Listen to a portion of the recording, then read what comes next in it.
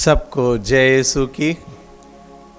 आज हम इस बात पर मनन चिंतन करें, प्रभु कैसे चाहते हैं कि हम पश्चाताप करें। मार्कुस का सुसमाचार अध्याय 1 वचन 15 हम पढ़ते हैं। प्रभु ने जब अपना प्रचार कार्य प्रारंभ किया, प्रभु ने कहा, समय पूरा हो चुका है, पश्चाताप करो और सुसमाचार पर विश्वास करो। पश्चाताप करो और सुसमाचार पर विश्वास करो। इससे पहले कि हम सुसमाचार पर विश्वास करें, प्रभु चाहते हैं और बल देते हैं कि सर्वप्रथम हम पश्चाताप करें। बिना पश्चाताप करे यदि हम सुसमाचार पर विश्वास करते हैं तो वह बेमायने होता है। हालेलुया, प्रभु की स्तुति हो, प्रभु को धन्यवाद। इस घटना को प्रभु ने विशेष रूप से दर्शाया जब हम लूकस का सुसमाचार अध्याय 7 में जाएं और उसका अध्याय 36 से 50 तक हम पढ़ें। Gospel of Luke chapter 7 verse 36 to 50। हम यहाँ पर एक घटना को पढ़ते हैं और उस घटना में क्या होता है, एक फरीसी प्रभु को अपने यहाँ भोजन पर निमंत्रण देता है। इस घटना को आप पूरी तरह से अपने बाइबल से पढ़ लीजिएगा। मैं यहाँ पर कुछ मुख्य बातों को ही बोलूँगा। और जब वो फरीसी प्रभु को अपने घर में निमंत्रण देता है, वो तरह तरह के व्यंजन तैयार करके और पूरे गांव के लोगों को आमंत्रित करता है कि देखो प्रभु यीशु मेरे घर आने वाले हैं। और उसने बड़े भोज का प्रबंध किया और साथ साथ उसे बड़ा गर्व महसूस होता था कि वास्तव में प्रभु यीशु मेरे घर आ रहे हैं। और वो बहुत खुश था और वह बहुत उत्साहित था। ये सारी बातें उसके अंदर थी। पर कहीं प्रभु यीशु को आमंत्रित करने में और वो बहुत सारे गांव वालों को ये दिखाने में इतना व्यस्त हो गया कि जो बातें प्रभु यीशु उससे चाहते थे वो कहीं उसको भूल गया। इस घटना में बहुत सुंदर तरीके से हम पढ़ते हैं। और तब वहाँ क्या होता है, उस भीड़ में जब वो लोग भोजन कर रहे होते हैं तो वहाँ पर एक स्त्री आती है। हालेलुया, प्रभु की स्तुति हो। और वचन 38 हमें बताता है, और वह रोती हुई ईसा के चरणों के पास खड़ी हो गई, उसके आंसू उनके चरण भिगोने लगे, इसलिए उसने उन्हें अपने केशों से पोंछ लिया और उनके चरणों को चूम चूम कर उन पर इत्र लगाया। ये जो स्त्री थी, इसके विषय में बाइबल कहती है, लोगों को मालूम होगा, पर स्त्री ने आके इस वार्तालाप में अपने विषय में कुछ नहीं बताया कि मैं क्या हूँ, मैं कितनी पापी हूँ, या मैं क्या चाहती हूँ, या प्रभु से उसने एक शब्द नहीं बोला, कुछ भी नहीं बोला। जी हाँ, प्रभु यीशु तो अंतर्यामी है और वो जानते हैं। पर यहाँ पर हम इस अद्भुत घटना को पढ़ते हैं कि वो स्त्री बस आती है, प्रभु के पैरों पर गिर जाती है और वह रोती है, बस रोती है, बस रोती है। उसने प्रभु से एक बार भी कुछ कहा ही नहीं। इस वृत्तांत को जब हम पढ़ते हैं कि बस वो रोती रहती है और इसमें कुछ समय लगा। वो रोती रही, प्रभु के पाँव को भिगोती रही अपने आंसुओं से, बहुत देर तक ये चलता रहा। और यहाँ पर जब वो ऐसा कर रही थी, प्रभु ने तुरंत उस स्त्री से कुछ भी नहीं कहा और वहाँ के लोग देख रहे थे और प्रभु बहुत ध्यान से सभी लोगों की प्रतिक्रिया भी देख रहे थे और वो सुन भी रहे थे। और वहाँ पर उनके मन में कुछ भाव आने लगे और पीछे कुछ लोग वहाँ पर खड़े थे और वो इस प्रकार से, जो फरीसी जिसने प्रभु को निमंत्रण दिया था, वो खुद इस प्रकार के शब्द कहता है। वचन में लिखा है, हम 39-39 वचन में पढ़ते हैं। वो फरीसी कहता है, यदि यह आदमी नबी होता तो जरूर जान जाता कि जो स्त्री से छू रही है वह कौन है और कैसी है, वह तो पापिनी है। यानी कि ये फरीसी जानता था उस स्त्री को, और शायद अगर यीशु मसीह वहां पर नहीं आते तो वह स्त्री इस फरीसी के घर में प्रवेश नहीं कर सकती थी, क्योंकि ये फरीसी उसे जानता था कि वह पापिनी स्त्री है।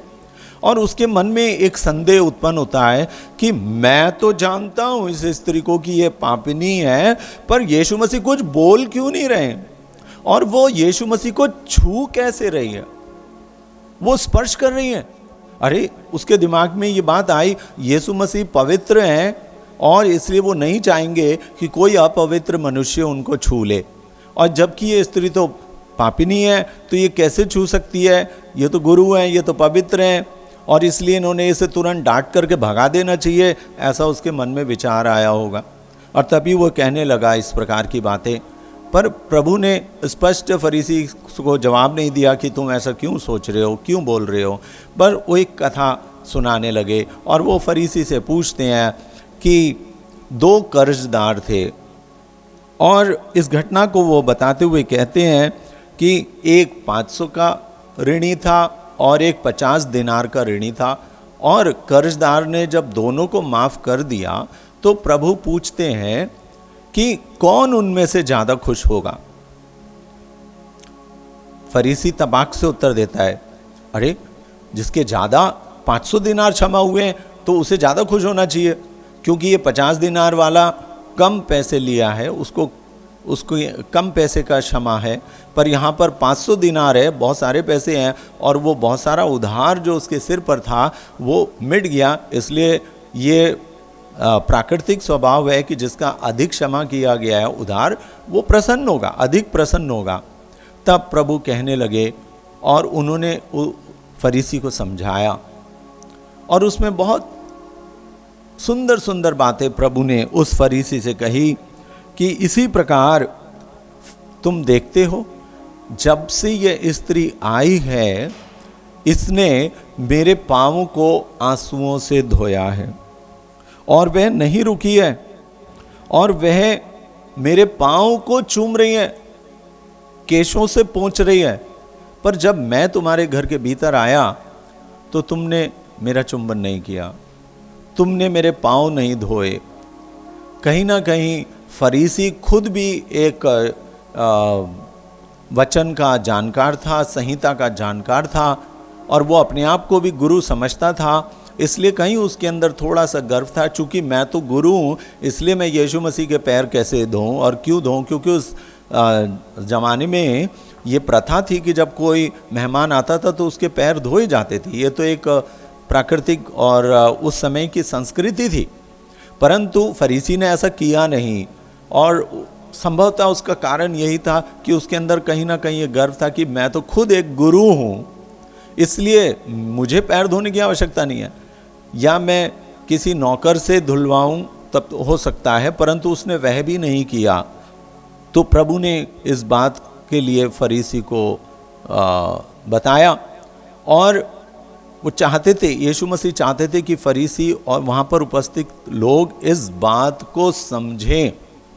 और तब वो कहते हैं, देखो इस नारी को, जब से ये आई है ये मेरे पैर धो रही है आंसुओं से, और ये रोती जा रही है, ये मेरे पैरों को चूम रही है। तब प्रभु ने एक बहुत सुंदर वाक्य कहा, सिमोन से कहने लगे, इसलिए मैं तुमसे कहता हूँ इसके बहुत से पाप क्षमा हो गए हैं, क्योंकि इसने बहुत प्यार दिखाया है। हालेलुया।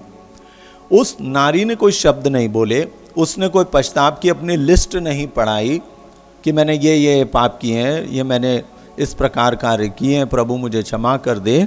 पर प्रभु कहते हैं कि इसने बहुत प्यार दिखाया। वो यीशु को इतना प्यार करने लगी कि वो उस भीड़ की चिंता किए बगैर वो वहाँ पर पहुँच गई, जबकि वो जानती थी कि दूसरे लोग भी उसे जानते हैं कि वो पापिनी है। फिर भी वो उस भीड़ में पहुँच जाती है, प्रभु के पाँव पर गिर जाती है, पश्चाताप करती है, रोती है आंसुओं से, प्रभु के भीड़ की चिंता किए बगैर प्रभु के पाँव को धोती है, उसको चूमती है। हालेलुया। प्रभु समझ जाते हैं कि ये कितनी पापिन है और कितने हृदय से ये पश्चाताप कर रही है। प्रभु तो हमारे पापों को पहले से ही जानते हैं, यहाँ तक कि जो पाप हम भविष्य में करने वाले हैं वो भी प्रभु जानते हैं कि हम भविष्य में किस प्रकार की घटनाओं को अंजाम देने वाले हैं, वो भी प्रभु जानते हैं। तो प्रभु तो अंतर्यामी, वो तो सब कुछ जानते हैं।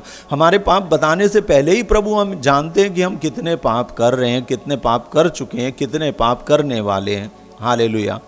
हाँ, एक जब हम पाप स्वीकार में जाते हैं तो एक रीति के अनुसार और हमारे हृदय को पूरा उजागर करने के लिए पापों को बताना आवश्यक है, पर वास्तव में यीशु मसीह हमारे पापों को पहले से ही जानते हैं। तो प्रभु क्या देख रहे हैं, जिस प्रकार हम पश्चाताप में पाप स्वीकार करते समय हम फादर के पास जाते हैं और सारे पापों को बताते हैं, उस समय हम किस रीति से अपने पापों को बता रहे हैं या पश्चाताप कर रहे हैं, वो प्रभु हमारे हृदय को देख रहा होता है। और यदि हमने सिर्फ वहाँ पर कन्फेशन में गए, पाप स्वीकार करने के लिए गए और वहाँ सिर्फ अगर हम एक लिस्ट बोल करके आने वाले हैं, तो कहीं ना कहीं हमारे कन्फेशन में, पश्चाताप में एक अधूरापन है। हालेलुया, यीशु की स्तुति हो, प्रभु यीशु को धन्यवाद। अर्थ ये है कि हमारे जीवन में, हमारे हृदय में उस दर्द को, उस तकलीफ़ को हमें महसूस करना चाहिए। प्रभु चाहते हैं। हालेलुया। इसलिए प्रभु कहते हैं कि जिसने अधिक प्यार दिखाया है उसे अधिक क्षमा किया गया है। जिसे अधिक क्षमा किया गया है ऑब्वियसली वो अधिक प्रभु को प्यार करता है। पर ये हमेशा ऐसा होता नहीं है। बहुत बार लोग क्षमा मांगते थे प्रभु से। कई उदाहरण ऐसे हैं कि लोग क्षमा मांगते थे और प्रभु के पास फिर लौट करके नहीं आते थे। संभवतः वो अपने पुराने कार्यों में वापस चले जाते थे। इसलिए प्रभु को दुख होता है जब एक बार 10 कोढ़ी प्रभु के पास आते हैं, प्रभु उन्हें क्षमा करता है, चंगा करता है, और उसमें से एक ही कोढ़ी जो सामारी था वो लौट करके आके प्रभु को धन्यवाद देता है। प्रभु को दुख होता है और वो पूछते हैं कि बाकी 9 कहाँ हैं? क्या वो सबके सब चंगे नहीं हुए? प्रभु तो सबको क्षमा करते हैं, पर प्रभु ये देखते हैं कि जिसको क्षमा किया गया है वो अब अपने जीवन में प्रभु को कितना अपना रहा है, कितना प्यार प्रभु के प्रति प्रकट कर रहा है, ये प्रभु देखते हैं। हालेलुया, यीशु की स्तुति हो, यीशु को धन्यवाद। क्योंकि हम अगर यूहन्ना का अध्याय 8 और उसके वचन 10 से 11 में पढ़ते हैं तो प्रभु उस नारी से कहते हैं, उस जो वेश्या स्त्री थी जिसे लोग पत्थर मारने आए थे, प्रभु उससे कहते हैं कि जा, मैं भी तुझे दंड नहीं दूंगा, जाओ और अब से फिर पाप ना करना। इस वचन को हम पढ़ सकते हैं यूहन्ना का सुसमाचार अध्याय 8 वचन 10 से 11 में, जॉन चैप्टर 8 वर्स 10 to 11। अब क्या होता है, प्रभु चाहते हैं हम पाप ना करें का अर्थ है हमारे जीवन में परिवर्तन चाहते हैं। अगर हम उसी जीवन को दोबारा से जीते रहते हैं तो फिर हमारे पछतावा करने का कोई मूल्य नहीं रह जाता। हाँ ठीक है, कहीं ना कहीं तो परिवर्तन आना चाहिए, कहीं ना कहीं कुछ ना कुछ। अगर एक शराबी भाई है, मदिरा पान करने वाला, और मान लीजिए कि वो हफ्ते में 7 बार सेवन करता है मदिरा का और वो पश्चाताप करता है, तो जब अगले हफ्ते भी वो जाता है, अगर उसने सच्चा पश्चाताप किया है तो वास्तव में ठीक है, मैं मानता हूँ कि अगर वो 7 दिन मदिरा नहीं रोक सकता तो कम से कम तो कर सकता है। कम से कम 2 दिन 3 दिन वो छोड़ दे, कम से कम 1 दिन तो छोड़ के प्रभु को दिखाए कि मैंने, देखो प्रभु आपको इतना प्यार किया। ठीक है, अब आपने अगर एक बार उसे छोड़ा है, एक कम भी अगर आपने किया है तो वो कुछ परिवर्तन दिखाता है। आप अगले हफ्ते और बेहतर कर सकते हैं, परंतु आपकी शुरुआत ही नहीं हुई तो वो परिवर्तन नहीं हुआ। इसलिए पश्चाताप में प्रभु चाहते हैं आवश्यक रूप से कि हमारे जीवन में परिवर्तन आए। परिवर्तन तभी आएगा जब हम यीशु को प्यार करेंगे। जी हाँ प्यारे भाई और बहनों, जब हम यीशु को पूरे हृदय से प्यार करते हैं, परिवर्तन तभी हमारे जीवन में आता है। अन्यथा हम उस जीवन को वैसा ही जीते रहते हैं जैसे जीते आए हैं। और ये सच्चे पश्चाताप की आवश्यकता को प्रभु दिखा रहे हैं कि पश्चाताप कैसे किया जाए, यानी कि हृदय से, प्रेम से किया जाए। एक फॉर्मेलिटी, एक प्रकार की रीति रिवाज ना करें, क्योंकि वो पूर्ण पश्चाताप का चिन्ह नहीं होता है। हालेलुया, प्रभु की स्तुति हो। और पेतरुस इस प्रकार से कहते हैं, यदि हम पेतरुस के अध्याय में जाएं तो वो हमें बताते हैं, पहला पत्र पेतरुस का अध्याय 1 में और वचन हम 19 पढ़ें। 1 पीटर चैप्टर 1 वर्स 19। और यहां पेतरुस कहते हैं कि आपका उद्धार एक निर्दोष तथा निष्कलंक मेमने अर्थात मसीह के मूल्यवान रक्त की कीमत पर हुआ है। ये बहुत दर्दनाक है। इसलिए जब हम पश्चाताप करते हैं, इस बात को याद रखें कि आपको जो पश्चाताप का ये मिला है, अनुग्रह मिला है, वरदान मिला है, आपको जो ये वरदान मिला है जिसके द्वारा आपको आज क्षमा मिली है, वो क्षमा आपको ऐसे ही नहीं मिल गई है। बिना किसी कष्ट या बिना किसी परिश्रम के आपको क्षमा नहीं मिल गई है। ये क्षमा मिली है, यहाँ लिखा है, एक निर्दोष तथा निष्कलंक मेमने अर्थात मसीह के मूल्यवान रक्त की कीमत पर। इसलिए जब हम पश्चाताप करते हैं प्यारे भाइयों और बहनों, याद रखें कि इस पश्चाताप के लिए कोई सूली पर मर गया था। इस पश्चाताप के लिए कोई 3 किलो पर क्रूस पर लटक गया था। किसी ने अपनी पीठ को पूरी तरह से छलनी करने दिया ताकि वो पश्चाताप की क्षमा आपको मिल सके, आपके गुनाहों की क्षमा मिल सके। जब हम उसे याद करेंगे, जब हम उस प्रभु यीशु मसीह को पूरी तरह से याद करेंगे, हमारे जीवन में परिवर्तन आएगा, क्योंकि उसके मूल्यवान रक्त की कीमत पर हमें पाप क्षमा मिलती है। We receive forgiveness by the power of the blood of Jesus। और जब हम पश्चाताप करते हैं और सच्चे हृदय से प्रभु के पास आते हैं, वास्तव में प्यारे भाई और बहनों, उसका बहता हुआ लहू हमारे हृदय को साफ करता है। विश्वास करें। यदि आप विश्वास नहीं करेंगे तो मैं सच्ची बताता हूँ कि कहीं ना कहीं आपके आध्यात्मिक जीवन में कमी रह जाएगी। आप पूर्णता को प्राप्त नहीं कर पाएंगे, एक अधूरापन रह जाएगा। पूर्ण विश्वास करें कि वास्तव में प्रभु यीशु का बहता हुआ लहू, क्रूस पर से बहता हुआ लहू हमारे हृदय के मैल को धोता है, शुद्ध करता है। इसलिए उसके बहते हुए रक्त के दर्द को समझें, उसके क्रूस के उस दर्द को समझें। एवरी टाइम, हर समय जब हम पाप स्वीकार के लिए जाते हैं, उस क्रूस के उस दर्द को, उस तकलीफ को महसूस करें। यदि आप ऐसा करेंगे तभी आपके जीवन में परिवर्तन आएगा। हालेलुया, प्रभु की स्तुति हो, प्रभु को धन्यवाद। और तभी हम कह सकते हैं कि हम ईश्वर को प्यार करते हैं, क्योंकि जब हम बार बार उसके दुख को याद करेंगे तो कहीं ना कहीं हमारे जीवन में परिवर्तन आएगा। हम लगातार उसको प्यार करने लगेंगे। हम पढ़ें यूहन्ना का सुसमाचार अध्याय 4 वचन 8। अध्याय 4 वचन 8। First letter of John chapter 4 verse 8। जो प्यार करता है वह ईश्वर की संतान है और ईश्वर को जानता है। जो प्यार नहीं करता वह ईश्वर को नहीं जानता, क्योंकि ईश्वर प्रेम है। हालेलुया, ईश्वर प्रेम है और वो हमसे प्रेम चाहता है। और वास्तव में ईश्वर की आज्ञाओं का पालन करना ही ईश्वर के प्रति प्रेम करना है। और तभी हम अब एक सच्चे पश्चाताप के द्वारा हम ये प्रकट करते हैं कि प्रभु, हम तुझसे प्रेम करते हैं और तेरे प्रेम की खातिर फिर हम कुछ करने के लिए तैयार हो जाते हैं। तो आवश्यक है कि हर पश्चाताप के द्वारा हमारे जीवन में परिवर्तन की झलक दिखाई देती है। हमारे हर एक पश्चाताप के बाद हमारे जीवन में जो हमारे कर्म थे उसमें फ़र्क आता है। हमारे जो कुकर्म थे वो सुकर्म में बदल जाते हैं, यानी कि हमारे कामों में कुछ ना कुछ परिवर्तन होना चाहिए।